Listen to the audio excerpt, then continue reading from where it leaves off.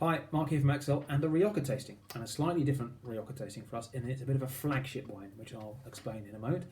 It is from Bodegas Ondarre. They are the close sister winery to Bodegas Alara, who many of you will know, and many of you whose wines you will have tasted, because the Cerro Añón Gran Reserva and the Las Tana Gran Reserva, which we've sold inordinately well in the last couple of years, are from Alara. Ondarre is the sister winery and focuses on being a bit more boutique, it would be fair to say, a bit more refined, which is not to denigrate Alara, but Ondarre really sets its store in being a little more highbrow perhaps. Makes fewer wines, it makes a much lower volume of wine from smaller amounts of land, and just specialises in that sort of boutique element. Now, this is the Mayor de Ondarre from 2016, and a couple of things to say about that. One, it is the flagship wine of Ondarre. This concept of a flagship wine is something that's grown quite a lot, I think, in Rioja recently.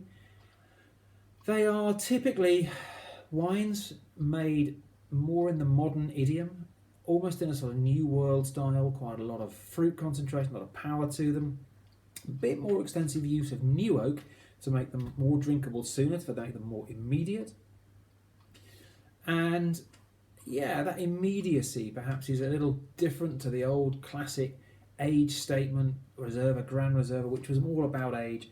There is a quality built into these, very often built in as being a single vintage, or single vineyard plot, very often the very best grapes, the best available winemaking technology, quite a lot of new oak, as I say, mixture of oak, the whole lot is kind of thrown at it.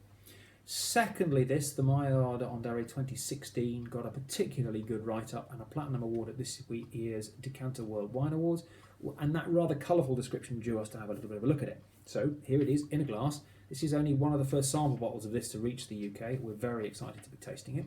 And let's have a little look. On the nose, you immediately get a sense of this. You kind of know this is one of those flagship wines because the sheer power and punch of that, the concentration, the richness, the ripeness on the nose, and that sense of new oak. There's definitely vanilla, coconut, and a real powerful sense of it there.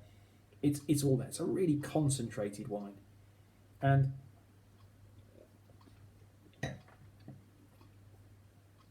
on the palate, it's immediately very supple. Acidity, not particularly high. It's not searingly, cracklingly high acidity. It's already quite soft on the acidity front, and the tannins are the real noticeable thing. They're very plush, very silky, very soft. The sort of thing, I'm quite a fan of drinking Corbière, for example, from France. And some of the better Corbières have this real silky softness to them. And the tannins are almost completely cracked. Well, this is very much like that. Very soft tannins, very plush in the mouth.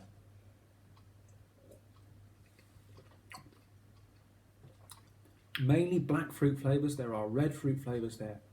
But this is all about ripeness, richness, concentration, density. It is, it's the epitome of a modern Rioja. Really likeable. If you like almost that new world feel to a wine, of it having a real, weight, density to it. This absolutely does that.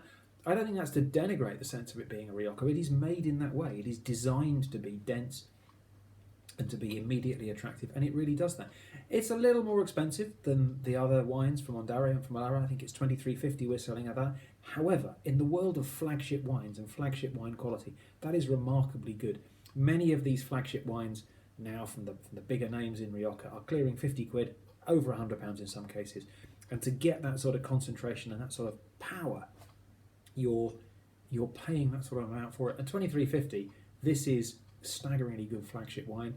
You do get something a bit different to what you get with the Cerro Añóns and the Las Tanas. There is a sense of quality to that. Again, that's not to denigrate those, but there is an immediacy to this, a very rich warmth that you don't get all that often in Rioja. Really likeable, definitely one to try for the luxury hunters out there.